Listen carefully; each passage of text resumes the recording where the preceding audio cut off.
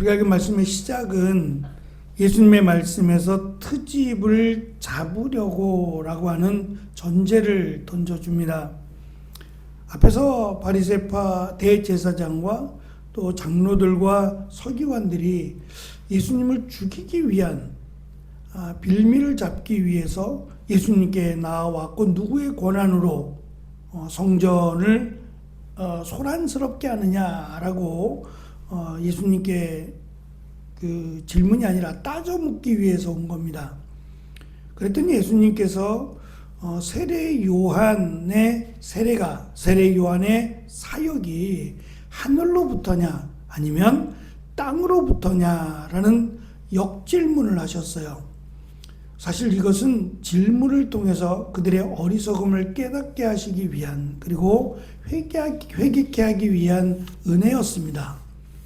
그럼에도 그들은 하늘로부터다라고 하면 세례 요한의 사역과 예수님의 사역이 중복이 돼요. 회개하라 천국이 가까이 왔다라고 하는 세례 요한의 선포와 예수님의 사역의 시작이 회개하라 천국이 가까이 왔다라고 하는 사역이 메인입니다. 그 연결된 사역을 부인하는 게 되기 때문에, 그럼 하나님으로부터 위임받은 세례 요한의 사역, 그리고 하나님으로부터 역시 위임받은 예수님의 사역을 오히려 대적하는 것이 되니까, 그러면 하나님을 부인하는 게 되니까 이건 안 되겠다라고 했고, 땅으로부터라고 하는 이 사역이 아니다라고 하면 많은 무리들이 예수님을 따랐으니까 그것을 부정하게 되고, 또 땅으로부터 사역을 인정하게 되면 역시 예수님의 사역을 인정하는 것이 되니까 이러지도 저러지도 못하게 됩니다. 그래서 차라리 모르겠다라고 답변을 했어요. 이것이 얼마나 부끄러운 대답인지, 애들도 알 수 있는 대답을 대제사장이고 또 장로들이고 율법사들인 저들이 모르겠다라고 하는 이 말 자체가 상당히 부끄럽고 수치스러운 말이에요.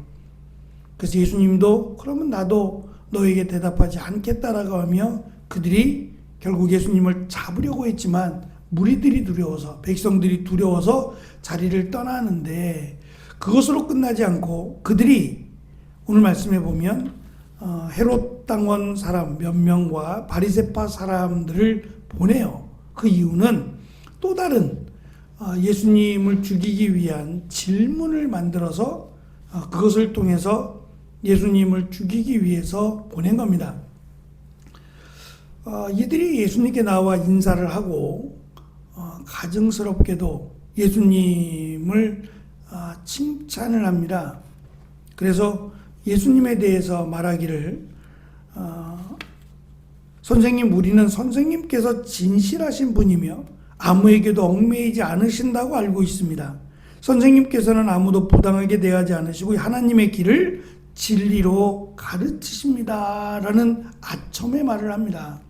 전혀 마음은 그렇지 않아요.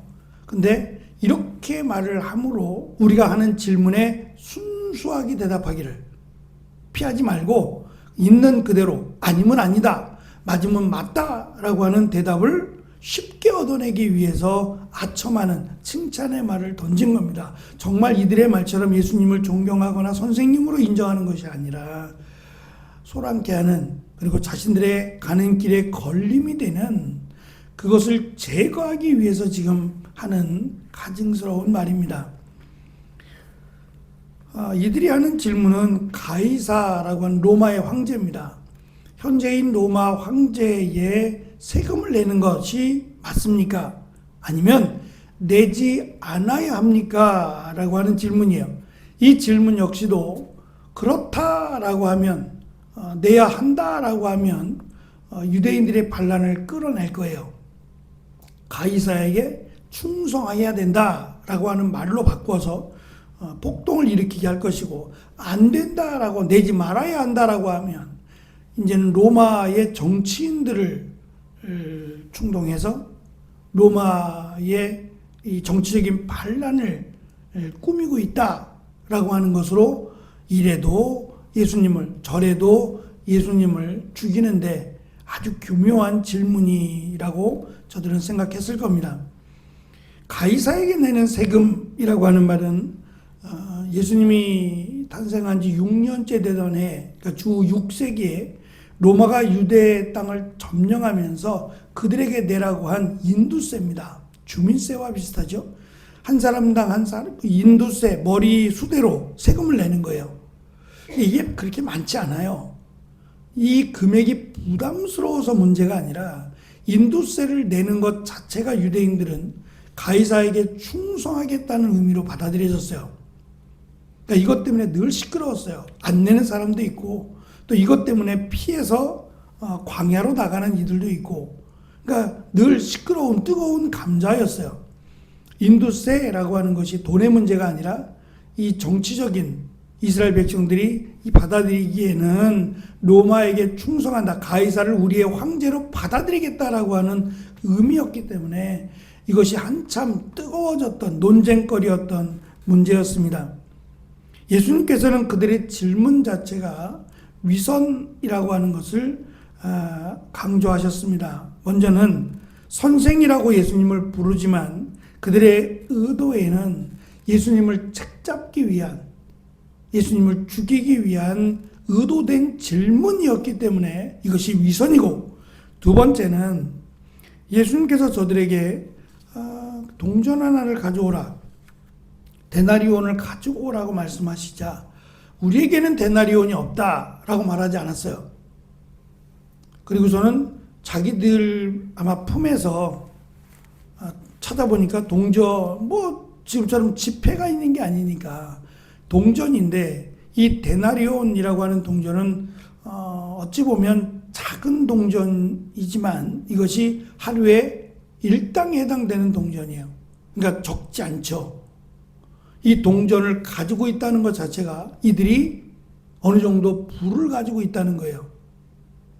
예를 들면 늘 사용되는 지폐 가운데 5만 원짜리 좀 갖고 와봐 라고 했을 때 난 지금 1,000원짜리밖에 없는데요, 10,000원짜리밖에 없는데요 라고 하면 그냥 보통 사람들이겠는데, 손쉽게 그냥 5만 원짜리를 딱 꺼낸다면, 이것도 이제 지금 보편화되어서 그렇긴 하지만, 그렇다면 이 사람은 아마도 여유가 있거나 그냥 늘 김밥 사면서 5만 원짜리 내진 않잖아요. 시장에서 콩나물 사면서 5만 원짜리 내진 않거든요. 그러니까 우리는 지금 사실 카드를 사용하면서 거의 현금을 가지고 다니지 않아요. 시장을 갈 때는, 시장에서는 주로 이제 작은 것들은 카드 기기가 없고 막 이러시는 분들이 있기 때문에 현금을 사용해야 되지만, 그렇지 않는 경우는 거의 현금을 사용하지 않아요. 그래서 늘 그냥 카드면 되니까 라고 편리하게 사용을 하지만, 카드가 이게 보편화되지 않았던 때는 현금을 가져가야 돼요. 근데 5만 원짜리 그 이상의 돈을 손쉽게 꺼낸다는 것은 이미 그들이 이 배고픈 사람이 아니다라는 것을 분명히 알 수 있는 내용들이고, 또한 그들이 그것을 사용하고 있다라고 하는, 예수님이 달라고 할 것을 생각해서 가져가지는 않을 거 아니에요. 그러니까 늘 소지하고 있거나 가지고 있거나 사용하고 있다는 얘기예요. 그래서 자신들의 주머니에서 꺼내서 달라고, 잠깐 예수님이 나에게 달라는 게 아니라 보여달라는 식으로 말씀하시니까 보여주기 위해서 이 데나리온 하나를 예수님께 주었습니다. 건네주자 이 동전에 새겨진 초상과 글이 가이사의 얼굴이고 또 신의 아들로 가이사가 신이다 또는 신의 아들이다라고 하는 글꼴이에요. 그 글씨가 새겨져 있단 말입니다. 결국 그 말은 그냥 손쉽게 생각 없이 동전을 사용하는 지폐로서, 화폐로서 사용은 하지만 그 동전 자체가 사실 유대인들에게는 제2계명을 어긴 거였어요. 하나님을 형상화시키거나 그 어떠한 형상도 섬기지 마라 라고 하는 2계명을 어긴 거예요. 왜냐하면 유대인들은, 이스라엘 백성들은 구약에서부터 이 어떠한 것도 동전에 새기지 못하게 했어요. 그래서 두로의 동전을 성전세로 바칠 만큼, 그 두로의 동전이라는 것은 그 그림 자체가 꽃그림이나 그런 어떤 자연을 담았어요. 어떠한 그 살아있는 것을 사람이나 짐승을 형상화시키지 않았어요. 그래서 그것을 성전에 이렇게 환전할 때 그것을 이스라엘은 없으니까 그것을 성전세로 내게 했거든요. 그러니까 이스라엘은 여전히 무게를 달아서 세겔이라고 하는 단위로 무게를 달아서 그것으로 계산을 했단 말입니다. 너무 오래 걸리죠. 오래 걸리기도 하고 또 이것을 속이기 위해서 저울추를 속여서 성경에 그런 내용들이 있죠. 저울추를 속이지 마라. 그러니까 나에게 이익이 되게 하기 위해서 이 무게를 조절하는 거예요.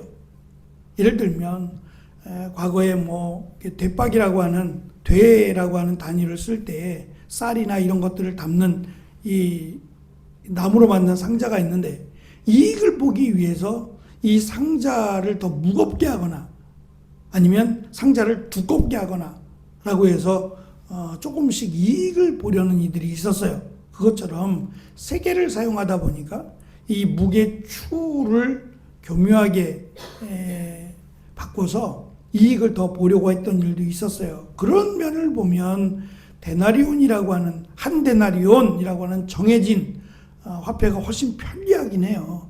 근데 이들에게는 편리성보다는 이 거룩성이 더 중요하기 때문에 사실 제대로 된 말씀을 지키려고 하는 자들은 데나리온을 쓰지 않습니다. 여전히 세겔을 불편해도 무게로 달아서 세겔을 이용을 했죠. 근데 이들은 성전이라고 하는 오히려 거룩한 일을 담당해야 되는 이들이에요. 성전과 관련된 그런 중심부에 있었던 일을 하는 사람들인데 이들이 버젓이 데나리온이라고 하는 동전을 사용하고 있다는 것 자체가 이것이 사실은 위선이라고 말씀하신 겁니다. 이미 우상 숭배의 죄가 유대 종교의 심장부에 성전에 가까이 침투하고 있었음을 보여주는 거죠. 예수님은 너희들이 이미 가이사의 동전을 사용하고 있으니까 가이사의 것은 가이사에게 주어라. 그리고 하나님의 것은 하나님에게 바치라고 했을 때 이 하나님의 것, 하나님의 일이라고 하는 것과 똑같은 단어입니다. 하나님의 것이라고 하니까 그렇지 하나님의 일, 이 일이라고 하는 것은 앞에서 베드로에게 하신 말씀이에요. 내가 하나님의 일은 생각하지 않고 도리어 사람의 일을 생각한다고 하면서 사탄아 내 뒤로 물러가라고 하셨을 때 다시 말하면 하나님의 일이라고 하는 것은 바로 예수님이 십자가에 달려 죽으시는 거예요. 베드로는 그것이 못마땅했죠. 말도 안 된다고 생각했고 결코 이루어져서는 안 된다고. 예수님 돌아가시고 나면 자신들이 지금껏 꿈꾸었던 그리고 예수님을 따랐던 모든 것이 헛되잖아요. 그리고 자신들도 위험에 빠지게 되고 그러니까 그것을 생각하는 것이 사람의 일이에요. 예수님께서 이들에게 예수님의 하나님이 보내신 메시아이신 너희들이 말한 대로 예수님이 행하시는 그 일을 방해하지 말고 그 일에 예수님을 통한 하나님의 통치와 그리고 구원 계획을 받아들이고 그 일에 순종할 것을 두 가지로 지금 말씀하시는 거예요. 그러니까 가이사의 것을 이미 쓰고 있으니까 가이사의 것을 바치는 거 문제가 없다는 거예요. 중요한 것은 하나님의 일을 방해하지 말라는 거죠. 하나님의 일에 대해서 너희들이 순종하고 그 하나님의 일을 너희들이 그 하나님의 일 앞에 하나님이 원하시는 뜻대로 행하는 것이 너희들이 해야 될 일이다 라고 예수님이 가르쳐 주셨습니다. 이 말씀을 듣고 저들이 놀라서 돌아갔다 그랬어요. 안타까운 점은 이게 끝이에요. 놀라는 것으로 구원받을 수 없어요. 놀랐다면 그 뒤에 이어지는 회개하거나 고민하거나 이런 부분이 와야 돼요. 근데 놀랍다. 어떻게 이런 지혜가 어떻게 이런 생각을 이라고 하며 돌아갔다는 것 자체가 놀랐다는 것 자체가 그들이 어느 정도 깨달았다는 이야기입니다.